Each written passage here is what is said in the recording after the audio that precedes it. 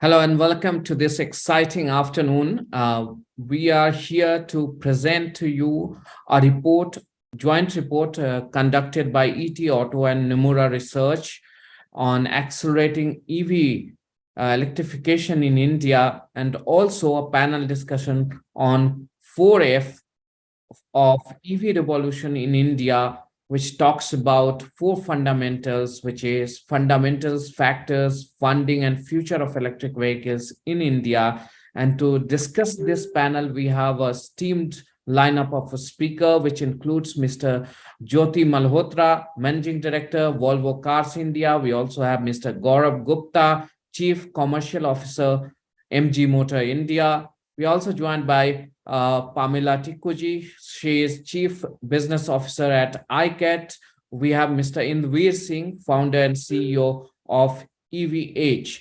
And this session is going to be moderated by me and my friend Ashim Sharma, Senior Partner, Group Business Head, Performance Improvement Consulting, Automotive Engineering and Logistics. Thank you so much, everyone, for joining in at today's ET Auto webinar.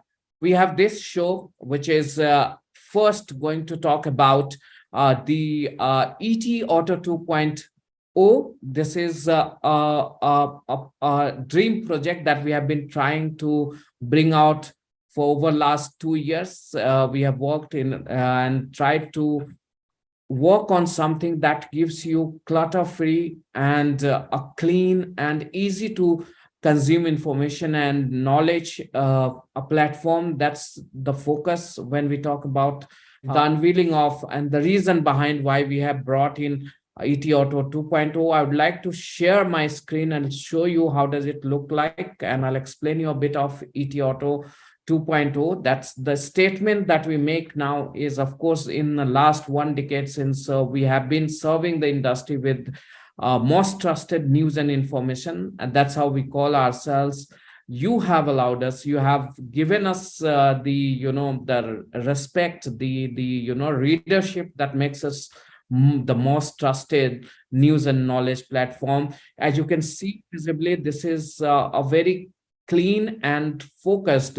As we shift our focus towards technology and EV and future mobility, that's how the design has also been changed. Similarly, the industry leaders, how they continuously engage with us, their articles have been highlighted. We also have exclusive, which contains the big breakings and inside story of the industry, that all being highlighted in ET Auto 2.0. We have also tried to focus on the core subject that the industry wants to read, that is easily, you can pick up easily your subject of interest, and you can easily consume information and knowledge in the most efficient way. So this is ET Auto 2.0 for you. I do share your feedback. If you think there should be some changes or you want some improvement, we will always welcome any feedback.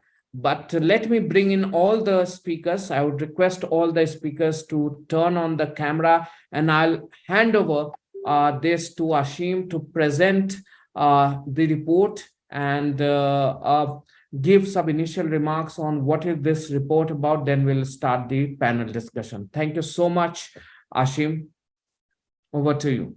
Thank you very much, Nabil. Very good afternoon, everyone. First of all, I'd like to thank ET Auto for giving us this opportunity to present this report. I will be presenting a summary of the report today, and I think the whole report will be available on the ET Auto website. So as Nabil said, we're talking about the 4Fs of EV revolution in India.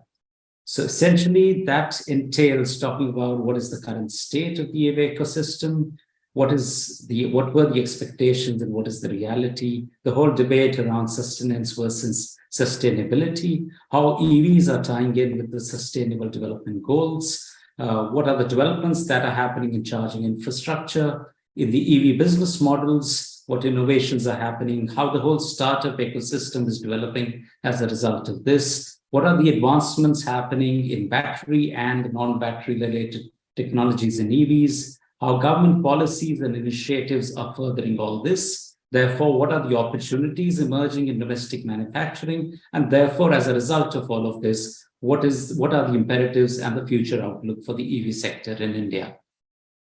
Going through a few details around that, if we look at where we are today in terms of the market, while the whole automotive industry grew at about 7% in the last calendar year, EVs grew at a whooping 206%. We see that a lot of top-selling models across segments out there. We also see that in terms of EV segmental penetration, while it's the highest in three-wheelers, we see that the year-on-year growth has been the highest in PVs, followed by two-wheelers. And we also see in terms of charging infra, a host of charging solutions, whether it is DC fast, AC, as well as swap stations have come up in a big way. Also looking at with the rapid growth of EV in India, does it paint a bright future for electrification? So let us look at the expectations versus reality for the EV market in India. There was an expectation that battery prices would continue to decline steadily. However, in the recent past, they have started moving up, primarily driven by the raw materials. And therefore, it is emerging as a consensus that more than how you engineer the battery, control over the supply chain will be imperative to reduce cost. We also thought about EVs will cover all segments. However, as we see the least price sensitive segments, which is the luxury segment, has the highest amount of options available today. And there are a lot of electric two-wheelers that have been showcased, electric four-wheelers that have been showcased in recent years, but many of them are yet to hit the market. COVID-19 also played a role in delaying some of this. Also, in terms of range parity with ICE, we see that range anxiety still exists as a factor, and especially when we try to increase the range of the EV, the cost also increases proportionately, and therefore faster charging times of the order of few hours is currently not close to what is there in case of ICE counterparts. Finally, EVs using clean energy was something that was thought of, but still a large amount of energy is being generated from coal, and we've not been able to hit the national solar mission target, which was taken in 2010. However, despite all of this, we see that there are a lot of motivations for different stakeholders in the EV transition, and that's when we talk about the sustenance versus sustainability paradigm. We see that from an OEM perspective, they are trying to balance sustenance and sustainability. So producing EVs that require balancing the global delicate material supply chain while also reducing emissions across the value chain. From a government perspective, the big push has come from a sustainability angle due to the commitments that we have signed at an international level. But when it comes to the consumer perspective, the consumer is still viewing it only from the cost of charging being significantly lower than ICE refueling, and that remains the biggest motivator for consumers, at least in the mass market segments. Also, we see that mass adoption of EVs does help complement achieve 5 out of the 17 SDG goals, which are around affordable and clean energy, that is goal 7, industry innovation and infrastructure, which is goal 9, reduced inequalities and sustainable cities and communities where electrification of public transport plays a very big role, as well as climate action goal, which is goal number 13. We also see a host of charging solutions have come to the fore, whether it's public charging solutions, which are the fixed stations, as well as swapping stations. And we also see some sort of mobile chargers have come into play. Here again, if you look at the advantages versus the challenges, we clearly see that at least for 2- and 3-wheeler commercial usage, swapping is emerging as one of the preferred alternatives. But at the same time, in the personal segment, fixed charging is sort of emerging as the way forward. And also mobile chargers, which can cater to on-demand customer needs and also allay range anxiety, are also coming to the fore. Looking at what sort of new business models that have also been ushered in to make it easier for consumers to try and own an EV. One is the pay-as-you-go model, which is more of an OPEX model that has been talked about a lot. The other is the battery-as-a-service model, which goes in conjunction with swapping and also helps reduce the downtime dramatically, especially in commercial applications. Then the vehicle subscription service, where you can utilize a car as needed and pay the rental business. That is there, so you don't really need to buy a car as part of this model. And finally, also retrofitment, which is also being encouraged as a transitionary solution for select segments. We also see that the EV era has brought to forward a lot of new companies across the value chain, whether it's in cell and battery manufacturing, whether it is in the manufacturing of vehicles, components, and software. Also, in terms of sales and dealerships, we see offline and online multi-brand EV distribution coming to the fore.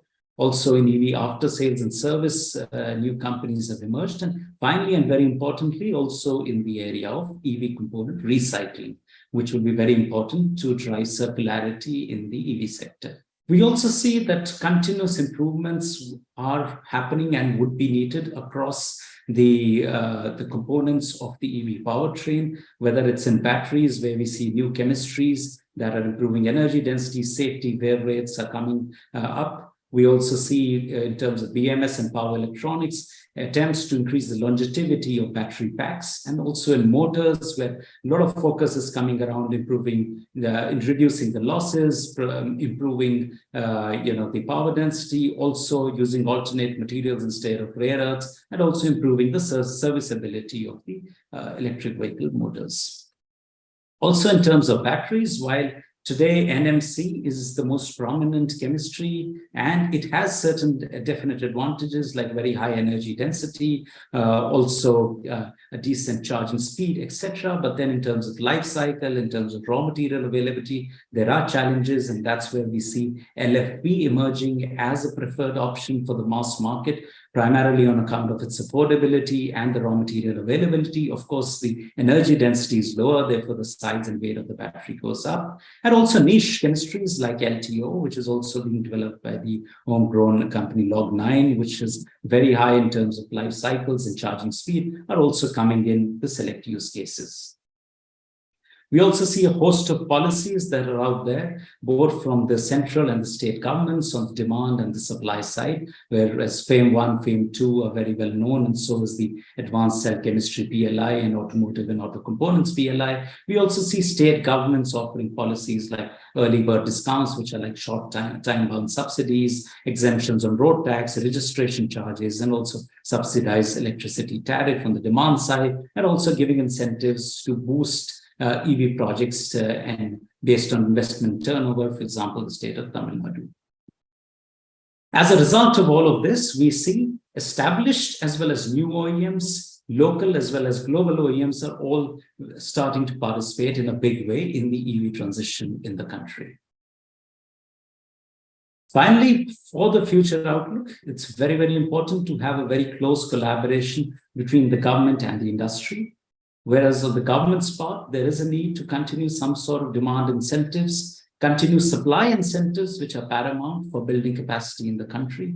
Also look at raw materials supply support, because that still stays a weak point in the supply chain, and the resilience of the supply chains will be determined a lot by the government's moves in this direction. And also, very importantly, look at standards and regulation developments, so that through a long-term regulatory roadmap, which will go a long way in enabling players to calibrate efforts and investments. And on their part, the industry, to complement the government's moves, should look at launching more models, as most research shows that Indian consumers are clamoring for more models and variety, and thus some more segments could also be explored.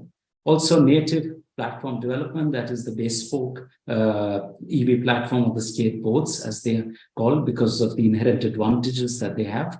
And very importantly, also look at capacity building and localization in the face of the incentives, so that while the incentives are there, they can help improve the returns on the investments. The industry must make those investments so that for the future, we have the necessary capacity built in the country, both in terms of talent as well as the supply chain. And finally, and very importantly, charging infrastructure investments must go hand in hand, and also paying close attention to the EV usage pattern, so that the different kinds of charging solutions can be proposed for different use cases and vehicle segments. With that, I reach the end of my presentation. Thank you very much for patient hearing. While this is just a summary of the report, you'll find more details in the report, which is on the ET Auto website. Back to you, Nabil. Thank you so much, Ashim, for such a brilliant summary of the report. The report will be available on etauto.com very soon. Let me start by asking Gaurav a question. Gauravji, your electric vehicle is there on the streets for a long time now. You have launched an MMC also of the electric model that you have in India. Just want to understand, to accelerate the adoption of electric vehicles or electrification in India per se, what are the 4F that you see from your point of view in terms of what are the fundamentals you look at, what are the factors you look at that will drive the acceleration in the electrification, and what are the ways for these startups like Indraveer is sitting here to gain funding, or how important is funding for scalability and growth in electric mobility space? Thank you, Nabil. And I want to first begin by congratulating you for the entire 2.0 version that you showed us today. Definitely looks much cleaner and easier access. So I think for most of us who use it on our mobile screens, it will be a welcome change. Additionally, I'm very excited about the study which Ashim just walked us through. In fact, I think it's a very good synopsis and also very well structured in the entire flow, and really demarcates the 4Fs that you just referred to. I would say that along with the fellow panelists, I think everyone is very esteemed to talk about what you asked me, Nabil. But at MG, I would say that we were amongst the first to really take on the leap of faith of bringing in the electric vehicle, the ZSEV, and we brought it in Jan and Feb 2020. At that point in time, if you refer to Ashim's report also, the industry was barely 2,000 passenger vehicles. Last year, we are close to 50,000 vehicles. This year, we're expecting the growth to be on the times of about 4 to 5 times of the last year's numbers. So the trajectory is definitely moving up. And that is very encouraging. But what is really making the move go further? Number one, when we brought in the car as well, we looked at the fundamentals was, what is the customer's issue per se? One was range anxiety. The second obviously would be the charging infrastructure. And then additionally would be the affordability. So the ecosystem players come into picture. At MG, we have focused on all of them in a structured manner to partner with global partners and make home partners as well for our electric vehicle charging system. We've deployed more than about 7,500 chargers now, fast DC as well as AC fast chargers and DC fast chargers. We partnered with players like BPCL, with GeoBP, with Tata and with Fortum, Tata Power, to look at moving on the ecosystem for charging. Moving further, battery recycling. Ashim talked about that as well. We've also done the first electric vehicle lithium-ion battery recycling with Etero in India. So that part is taken care of, and we are working in that area. But more importantly, the important area here is to educate, and help people understand that 80 to 90% of customers are fulfilling their daily needs of mobility with the home charger. So you practically only need the DC and fast charging only when you're doing intercity per se. So as more and more consumers understand this, the current users talk about it, there will be a lot of momentum in the marketplace. And like Ashim talked and you said, what's the future? I think more models and more ownership options is the future. And in line with that, we also are very excited to bring in an entirely, an urban mobility vehicle in the next, in Q2 of this year, calendar year, which will be priced at about 10 to 15 lakhs. So to summarize it, the fundamentals would be, of course, a vehicle which will give you good 200 to 300 kilometers range in conditions. In terms of funding, we talked about that, how you make affordability, and people are seeing that the government is really making big steps for affordability for vehicles, for customers, with zero RTO charges, toll charges are waived off.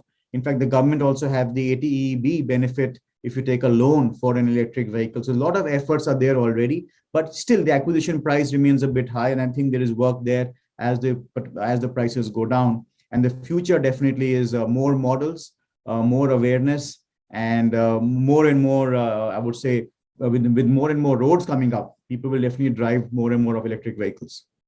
You talked about acquisition cost. I remember speaking to your senior management. They had committed that they are going to bring India's cheapest electric vehicle. It was around 3 years ago. How is that working out? How soon we can see that? Well, it would be a function of, how do we define cheap? Is it the cost of ownership, or is it the running cost, or is it the acquisition cost? And In definitely terms of we are working acquisition in that cost, area completely. We are working in that area to making sure that consumers, have an ease of ownership with the electric vehicle. The reason why it's important is, to throw in some statistics. Today, when you look at the ICE vehicles, the petrol diesel vehicles, we are seeing that almost 85% of the market is below rupees 15 lakhs, 85%. And so which means that only about 15% of the market is above 15 lakh rupees. But when you flip over to the electric vehicles, like Ashim also mentioned in the report, the price sensitivity is not there, because almost 75 to 80% of the current market of EVs is above 15 lakh rupees. So actually the story is reversed with EV and ICE vehicles. So as you bring in more, I would say, affordable EV vehicles with good range. And why I said 200 to 300 kilometers range, because we did a study just recently, which reflected that almost 88% of people in India drive for 30 kilometers or less. And about 71% of people drive alone or maximum one person. So as and when you start talking about the reality of usage of vehicles, you will then choose to shift towards the EV. And you don't have to have a huge range in every car. So every car doesn't have to have 300, 400, 500 kilometers range. If you're driving 30 kilometers in a day, more or less, a 200 kilometers range is good enough for you to be able to suffice for 3 to 4 days of your mobility. And you can top it up in the night time. Just like your mobiles, or even in the current ICE vehicles, you never are empty when you go to a petrol pump. You are 1/4 or half full. So similarly, your top-up times will not be so high. No doubt, but in that case, you need to have an additional, because for one day, I might go to some nearby city or somewhere long drive or something. For that, is it good enough to invest in something big or something, having that high range like 400, 500 kilometer? That is what needs to be understood. People may not be eager, or they keep investing for one fine day that when they will take a long Smart drive. usage of your funds is important, Yeah. for that one day, because even we talked about baggage, almost 78% of people are carrying at best a laptop or a backpack in the car. How often do you go to the airport? But we must need boot space. We must need big. So, and people are realizing that, you buy a car for your daily needs, for that exceptional requirement, Nabil, you mentioned, you can always rent a car or because you have to be very smart about how you spend your resources, and also how much of traffic you are going to be part of with your big vehicles. 90% of people are anxious in India all the time on the roads with parking hassles. Thank you so much, Gaurav. I'll go to Jyoti now and understand from you. Your cars have about 400, 500. Now, most of the cars have a higher range. In such a scenario, as Ashim just mentioned in his report, that range anxiety still play a role. Do you think it is a factor for a passenger vehicle still when you talk about range anxiety? Because when you are doing a city drive, 400, 300, or even 200 kilometers is good enough. Yeah, so once again, thank you, Nabil. And I think congratulations for the new report that has just come out. I think that will be something really good. And I'm sure, as Gaurav just said, I think education is very important. I'm sure this will play its part in educating and creating more awareness about electric cars. Coming back to your point, I think I just agree with Gaurav. I think the reality is most of the customers, the range is going to be like, I think as it is progressing 400 kilometers and above, even if it is lesser, I think most of the customers are in reality going to use home charging, right? That is something as an industry, as media, I think we need to educate customers that that's the way things will work out. Public charging is coming up, and I think that will sort of in a way complement the home charging. But the reality is, when we talk about range anxiety, it is basically an anxiety of unknown. People have not really started using electric vehicles, and as more customers are now adopting, and I think as Gaurav just said, I think the reality is the the adoption is happening in this case from top of the pyramid. As you said, I think most of the cars which are being sold are comparatively higher priced. We are seeing, I think in luxury cars, the adoption will be even higher. One, that most of our customers are multiple car owners. So I think from that perspective, some of the anxiety, if they really have to go for a longer drive, they have an option to back up, even if it's just a psychological backup, right? We have seen now customers actually bought a car. They already had 3 or 4 cars in their garage, but they went for a long drive after buying our XC40 Recharge. They said, okay, let me go and explore. And we are getting feedback from them that it works. They were able to find solutions. They were able to get for trips which were like 700-800 kilometers as well. So it's a question of customers actually using it and that word spreading, and that's happening. So I think on one side, this spread will happen from top of the pyramid, and the other thing is it's also, I think, happening from the within the auto industry, I would say ecosystem, from two-wheelers, because in every family, youngsters start their mobility journey through two-wheelers, and electric vehicles are becoming very, very popular there. And with those vehicles which are 60 to 80 kilometers range, youngsters, teenagers are able to find solutions for their charging needs, right? That also in a way creates awareness that if someone has to move around, and with the sort of charging ecosystem that we have, it comes through. So I think it coming from both ends, this will propel adoption of electric vehicles. So that I think is something which will continue to increase in an exponential way. I think every one buyer probably can now go and talk and educate maybe 16 customers. That's what we are already seeing. Any customer who buys is the best testimonial, is the best sort of guide. If we have questions coming at our showroom, when a customer comes and says, okay, this is a question going on in my mind, the best solution is, rather than the sales guy on the floor trying to convince, we make a customer talk to a customer who's already using a car, electric car. That takes away the anxiety in a very big way, because once you talk to someone who is actually using a car, it really goes away. But yes, the challenges still exist. Acquisition cost, as Gaurav said, right now government has offered a lot of benefits. I think what we need is, because the cost of technology is still quite high as compared to IC engines, because they have been around for a very long time, and then there's a question of also economy of scale. So I think these benefits which are available should continue, and I think with a clear, I think I would say timeline, that what I think everybody is talking about is at least it will take 3 to 4 years before IC engine and electric vehicle in terms of costing at a very basic level try to become comparable.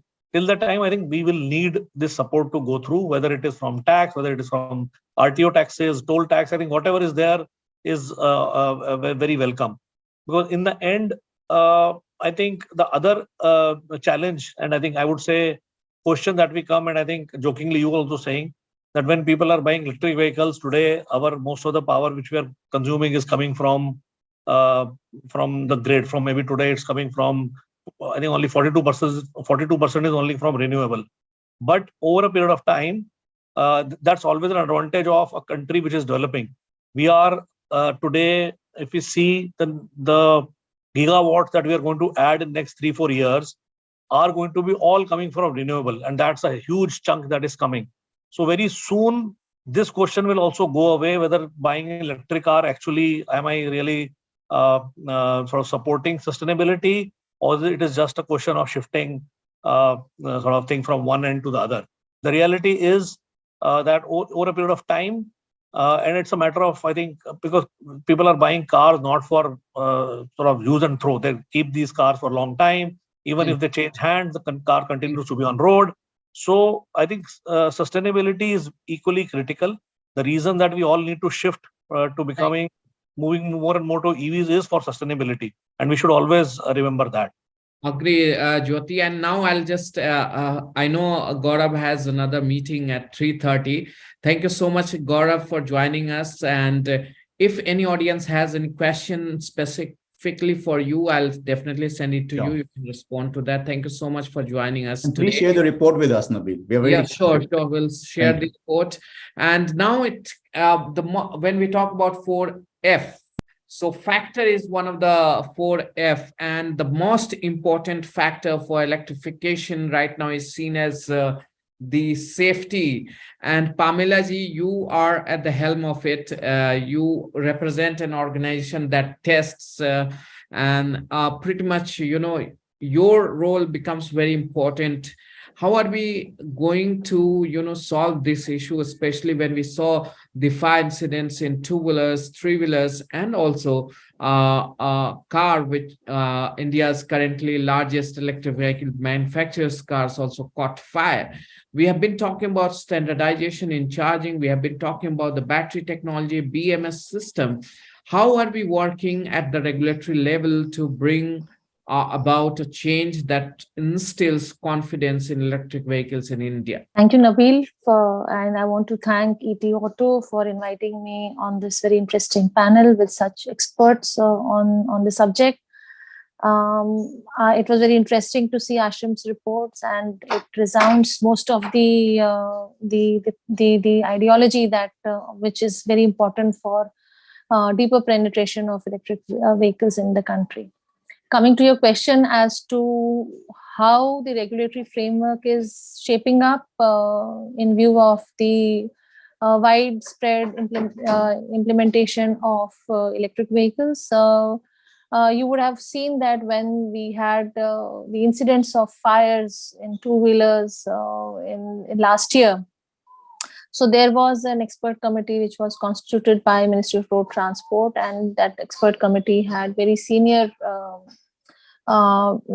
researchers on board. It was purely researcher-based committee, and the industry was not part of it. So they did an independent study of the status of regulations which were there currently and what needs to be implemented to make these vehicles safe on road so that we don't have loss of life and loss of property. So that committee gave a report, and as a result of that report, in the month of September, I think the standard was revised. So it was called basically AIS 156 Amendment 2. So it was implemented in two phases. First implementation happened from 1st December. Another one is from 1st April 2023. So this standard amendment has brought in a lot of safety features in the battery and BMS system, which has enabled tremendous improvement of battery quality. And the kind of cells that were being imported previously for battery manufacturing is now drastically changing. No more low cost cells can be put in battery, and those batteries cannot sustain the standards which have been notified. As we speak, there is another standard, and this particular standard was for two-wheelers, basically 2 and 3 wheelers. It's called AIS 156. As we speak, there was another standard which is applicable for commercial vehicles and passenger cars. It's called AIS 038. That amendment was also issued, but it is undergoing an amendment still. So some meetings are planned within this month, which will bring in, because I think at that point of time, in a hurry, whatever was put up in the two-wheeler standard was also put up in the battery standard for commercial vehicles and passenger cars. And it so appears that the requirement of testing for commercial vehicles is much different than what is required for two-wheeler and three-wheeler. So that amendment is currently going on. And there is a meeting planned by this week, during this week, which will bring out some more amendment in the improvement of safety standards of batteries for four-wheelers and commercial vehicle application. In addition to this, there are, as Ministry of Road Transport, this is an initiative which is started from Ministry of Road Transport, but Ministry of Heavy Industry also gives FAME subsidy.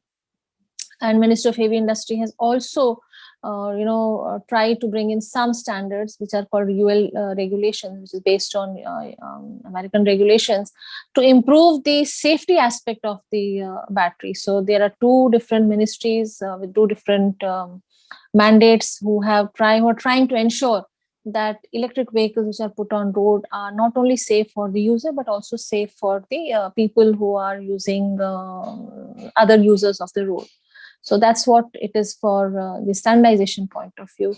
And also under PLI scheme, also the FAME 2, which is currently going on, there are a lot of stringency being brought into approving process. Recent news which you would have heard about, that there are certain non-compliances happening, or so those aspects are being addressed at a very high level to ensure that the products which are sold to the customer are adherent to strict standards which are notified by the government. So even in PLI scheme, the approval process is becoming very stringent. There's a process of improvement of approving a component to be manufactured under PLI scheme. So these are various initiatives which government is bringing in to ensure that the whole ecosystem which is being building up for electrification in the country has these aspects of safety and performance inbuilt, so that there is a robustness in the whole system. Because if there is a fire, so the confidence of a customer loses. So it will kill the whole initiative of government of promoting electric vehicle. So customer is primary important. So the confidence building will happen only once the customer has a product which is reliable, safe, and doesn't have to worry about his safety or his family safety. Thank you, Pamela ji. Indrajeet ji, as you are part of the startup ecosystem, what are the factors and fundamentals that you see will help the startups scale up and be part of the EV revolution in India? Thanks, Nabil. First of all, I would like to congratulate you for ET 2.0. It's a very clean layout that you have, and I am sure that you'll have more readership views because of improved design. And Aseem, thanks for putting together such a comprehensive report about the industry. I look forward to actually reading it in detail, but thanks for this initiative. As a startup, there are a lot of things which are working against you, specifically when you are in the automotive industry. It's a capital intensive industry. It is highly governed in terms of safety standards, norms that you need to follow. It's a difficult industry to enter into. And I'm talking about specifically the four-wheeler commercial vehicles that we manufacture or passenger vehicles. The entry barriers are very high. I believe what is ultra critical at this stage for startups to sort of progress, and we have seen globally, the EV revolution has been spearheaded by startups than the traditional players over the last decade. I believe the single and the most important factor would be the finance. And I'm not talking about funding for the startups. That's the capability of a founder or a team that is leading the company. But finance for vehicles, so vehicle finance. EVs are a pretty different animal compared to what ICE engine vehicles would be.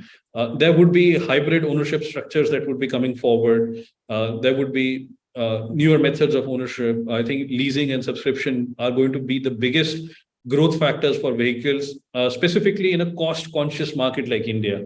But our financial ecosystem currently is not geared up for such hybrid instruments for vehicle finance. And I believe, there's a high risk involved in financing vehicles at this stage. The government needs to support and also help innovation in creating these instruments, which could help increase the penetration of electric vehicles. And I'm being again more specific on the four-wheeler sides, where the acquisition cost, as mentioned, is very high. It'll obviously go above the 15 lakh barrier for a decent ranged vehicle. Secondly, infrastructure. Range anxiety is a major thing, and for four-wheelers, commercial vehicles, we don't run 30 kilometers. We are running 20 hours a day, multiple shifts, and the availability of charging infrastructure is that much more critical. And the infrastructure availability, the planning of the grids, because the grids are also going to come under a lot of stress when there will be a bunch of vehicles charging at the same time across the city or the urban landscape. So there needs to be a preemptive design for the grids. Maybe microgrids could be the future, possibly making V2G sort of things mandatory so that you can always have vehicles which are balancing the grid off peak hours maybe. And also the need for standards. Like there's a big thing going on last few days about whether India will go for the OCPI protocol or not. We need to be at a global standard, match our standards to what is happening globally. And OCPP is now becoming a very common software interface that is sort of being accepted globally. And such things, I think India needs to take a front seat and implement those norms faster, maybe. Localization of the supply chain. And we at EVH have taken almost 8+ years to develop this, because apparently the ecosystem for suppliers needs to be developed. And we all know highly skilled or highly complex components are still hard to find in India. Of course, there are huge investments coming in. A lot of companies are investing within India to create localized supply chains. But rare earth magnets, we need rare earth magnet-free motors. We need people to invest in the design development of these electric machines. We need a lot of electronic components to be localized. We still see a lot of semiconductors are imported, but then the PCBs and the whole software layer needs to be localized within India at least. That would make the vehicle cost rationalized. It will reduce the working capital pressure for startups, and every penny is important for us. And so this focus has to be there on creating this. And last but not least, the demand incentives. Before we hit the inflection point in the four-wheeler segment, we have done it well in the two-wheelers, we know that. But I think four-wheelers are still a 2 to 3 year journey. And until then, demand incentives, if reduced, will just slow down the whole transition. So I believe these are the 4 critical fundamentals that are needed for which would help startups prosper and take the sustainability leap forward for the nation. Thank you, Indraveer. So you meant that the FAME scheme should continue, and we should have FAME. Commercial vehicles never had a strong FAME scheme anyway, so we were already at a back foot. No, not only commercial vehicle. I'm talking about overall. I'm talking as an industry. Yes. Inflection point that if we want to achieve first the inflection point. And Ashim, you heard everybody, making the point, the fundamentals and the factors that is going to drive electrification. Just want to understand, Indraveer mentioned about availability of charging station. I'll go, this is a factor, but when we talk about fundamentals, I think the charging stations, available charging station needs to be functional. And that's where, there's a big miss. I think that fundamental needs to be corrected now, because I've seen in several cities, most of the charging stations are not functional. Asim, what's your, gist of the conversation that has come out from the industry expert? Then I'll hand over the session to you. You can ask your questions. Yeah, I think, so thank you for that, Nabil. I think, I think the ideas that have just been talked about by all the eminent speakers are sort of very, very pertinent for the EV sector. Just picking up from the last one itself, when you're talking about, say, charging stations, and probably Mr. Malhotra will also have a perspective on that, I'm sure, because like in Europe, there's this talk that's going around. Do you give such a big battery that could give you such a big range, or do you put enough charging stations out there? And instead of incentivizing the battery, then you start incentivizing the infrastructure so that you get a charging station whenever you want, and they are all fast charging stations. And can that help? So I think that's sort of an emerging thought for the future. So tweaking a fundamental to achieve a very different desired future state is something that we see. I think on the other hand, and that's where I think organizations like ICAT and Spemila Tiku would also have a view is on the regulation side. So, and I think Mr. Indraveer also touched upon it. When we look at technologies being developed across the globe, we also need to look at it from a skill standpoint, whether we have those skill sets in India or not. So does a long-term regulatory roadmap and go on to complement all of that for the players, that these would be the technologies that would be needed, or these would be the the regulations that are coming. Hence, these are the technologies we need for that. And therefore, these are the skill sets that we need to develop. Probably, that kind of long-term clarity also helps everybody in the ecosystem is there. And finally, and very importantly, I think, the thing that's talked about so many times is all around this whole raw material aspect of it. So, do we increasingly need more and more chemists within the country to tweak our battery chemistries in the face of how, the global supply chain for battery chemistry keeps on changing? Yes, we heard about we finding a mine in J&K, but I think it's some time before it can produce anything meaningful. So, also from that perspective, one is around the whole extraction technologies, and the second is also about, using the material that comes out in the form of, valuable electrode chemistries. I think, again, a technology area, know-how area, which needs to be focused on for us. So those are sort of, some of the thoughts that I had after listening to everything that came out. I'll ask one question to Jyotiji, and then you can take over probably. Sure. Jyotiji, how the world is different for luxury electric car space? I think there are much better chances for luxury electric cars to catch up in India because of the obvious advantage that comes through, the taxation benefit that is being offered.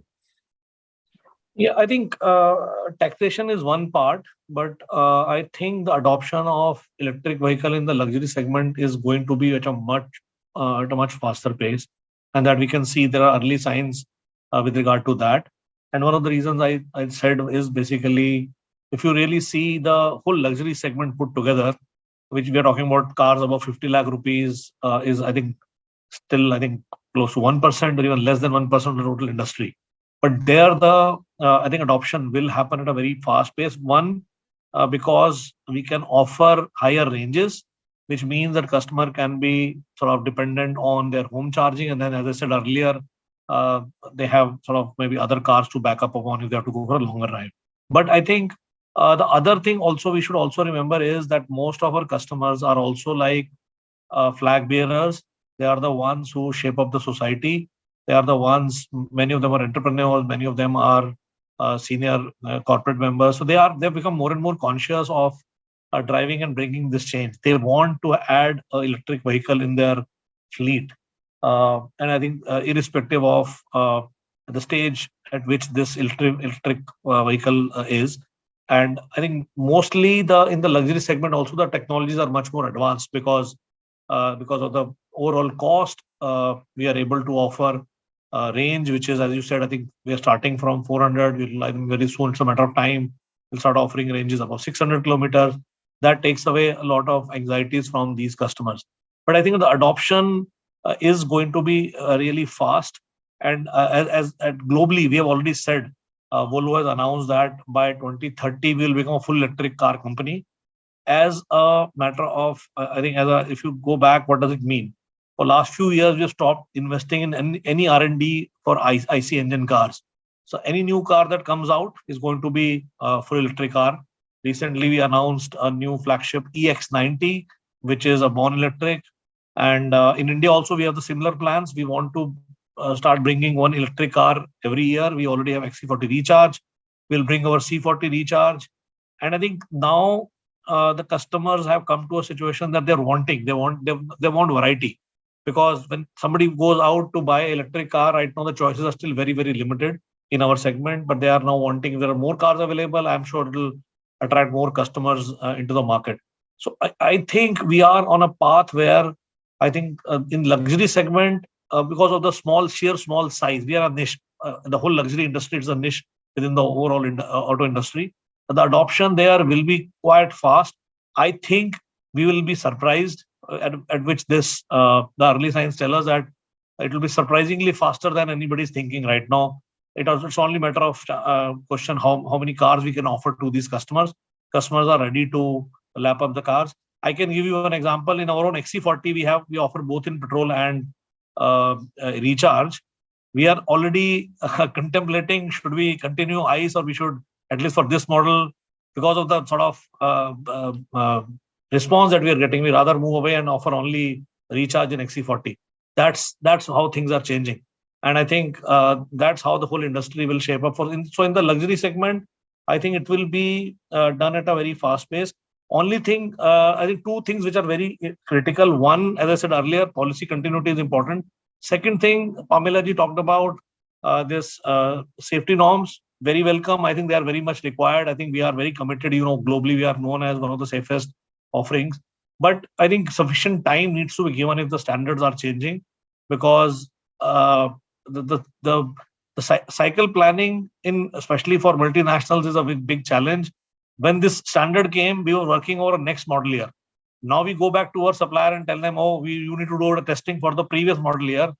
I think it's very hard to accommodate and become very challenging. So only suggestion from our side would be that I think regulatory changes should come with, I think, sufficient timelines if we have to ensure that comes through. And I think from a larger perspective, yes, charging infrastructure is important. As I said earlier, it's more of a psychological support that would ensure more customers come forward. Although they will really end up using home charging, but having a bigger and stronger infrastructure, charging infrastructure, will give them psychological safety, and I think take away the range anxiety. They will not even think twice before using these cars. And I think in this direction, already government is setting up all these new expressways which are coming up are going to be electric EV friendly, is what we are told. And I think there is a huge scope of doing a PPP model for setting up charging infrastructure. I think if that can be set up, that will ensure that more charging infrastructure comes up faster than I think we are already thinking. But I think government is very clear in terms of what they want to achieve. And I think we get a lot of support and sort of appreciation in terms of what we are trying to achieve here. So that's my take on this one. Yeah. Thank you, Jyoti. Now the screen is yours, Ashim. Sure. Thank you, Nabil. So I think Mr. Jyoti Malhotra already responded to the point that I was talking about in terms of the charging infrastructure. But we just want Ms. Pamela Tiku's view also on the scale side and the long-term regulatory roadmap. Do you think those are essential ingredients for the EV revolution to happen in a big way? I think there is no disagreement on this, Ashim, and I think everybody knows that implementation of regulation doesn't happen overnight. Manufacturers need to prepare for that. They need to prepare their value chain, their supply base. And if it's a global player, then they have to have a buy-in from their global suppliers. Although so far there has been a trend of giving sufficient time for regulation implementation, but I think EVs, because of these accidents have happened, has caught government unaware, and this is a knee-jerk reaction, not a knee-jerk reaction, but actually they want to ensure that their EV initiative doesn't get killed. So they have taken this stringent, aggressive implementation of the standard for the batteries, basically.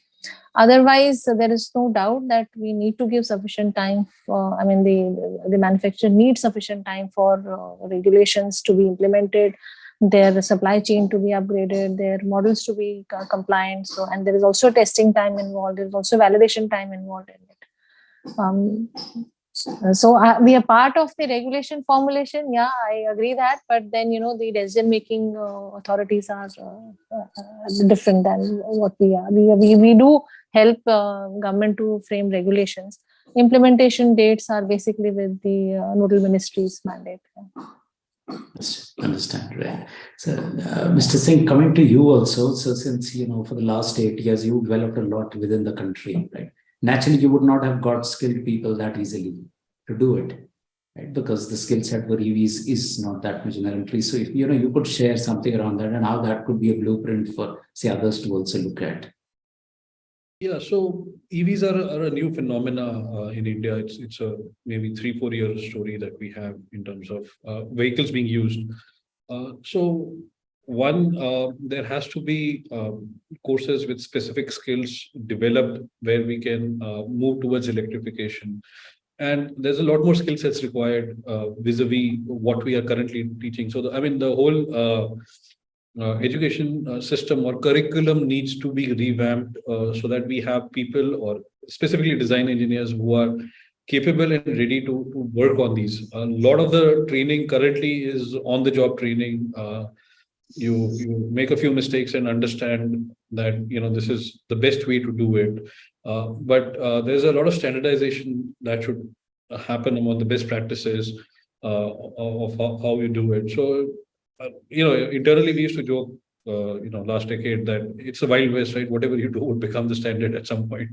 But now, it's the whole industry is maturing, and the curriculum also needs to work with it. And I guess that's the biggest thing, which I believe, and it's a pertinent point that you picked up, that needs to go and move along with that. So yeah, I think those were sort of, the initial things that I had. I think we're almost running out of time also. So, back to you, Nabil. I think you're on mute. We can't hear you. Thank you so much, everyone, for joining us today at the unveil of ET Auto 2.0 that gives you a very clutter-free, clean, and easy-to-use design, and also the launch of a joint report on acceleration of electrification in India. And we discussed how the 4F fundamentals, factors, funding, and future of EV looks like in India. We had a lot of questions. We may not be able to take so many because some of the question has already been answered during the conversation. I'll take one of the question that comes from Darshan Siddharth Mohan. He wants to understand aluminum, air, and other solid state batteries. How is it going to impact the lithium battery value chain, which is dominant right now? Who will take this question? I can take this if you want. So essentially, and this was discussed at the ET Auto show, the same question, I believe. But the supply chain for the standard lithium-based battery chemistries has become so mature right now that there will be incremental improvements within the lithium supply chain. Could be 10% improvement in density, 5% improvement in life, charging speed, so on and so forth. Whenever we talk of a brand new chemistry, be it a solid state or a aluminum air battery, we need to remember that 1978 was when the first cell was sort of developed or invented, if I may say so. It took 50 years to get to these level of performances that we have got from the lithium-based chemistries. Newer / disruptive chemistries are currently, at least 80 to 90% of them are still at lab stage. And all the participants here can understand that going from a lab to industrialization is a huge challenge. And don't forget, even if a battery has to run for, say, 3,000 cycles, it will take 6 to 7 months in the lab to identify whether you actually have that life or not. And if there's a failure, you redo it. So that whole cycle from university to say production is easily a 5 to 10 year journey. And then you have to put investments into the component development, right? Now the electrodes, the cathodes, the brines that are needed for the manufacturing of these cells is fairly standardized as a supply chain. For all these newer chemistries, that whole activity has to happen till you produce in quantities, and the cost. I mean, cost is going to be a big challenge. So my take on this is that these new novel / disruptive chemistries would make their way into electronics, power tools, first test them on the field, and then next stage it would be electric vehicles. It would take anywhere between 5 to 10 years for them to industrialize and be ready for usage. There's many questions, but we are running out of time. We have only 1 minute left. I'll ask one final question. Considering the fact that rare earth metals like lithium, cobalt, and other minerals required in manufacturing of EV batteries are still largely imported or sourced from China, how will the increase of consumption of EVs affect India's trade balance? What can be done? Who will answer? Ashim, you can answer. Yeah, I'll take it. So yeah, I think clearly, because we don't have those materials in-house, so it will affect the trade balance. But as I said a few moments earlier also, we need the chemist in-house who can tweak the chemistry depending on some of these geopolitical changes as well. So, which currently, we don't have as much technical know-how in the country, but the more and more we get into cell manufacturing, we can look at, resourcing the supply chain based on the tweaks in the chemistry. And at that point in time, reach some sort of resilience in this space. Thank you so much, everyone, once again for joining us here today. Those who want to access the report, I want to tell you that the entire report will be made available on etauto.com very soon. Stay tuned to etauto.com for more news, analysis, and such reports. Thank you so much once again. Thank you, everyone. Thank you. Thank you so Thank much. you, everyone. Thank you. Bye-bye. Bye-bye. Bye. Bye-bye.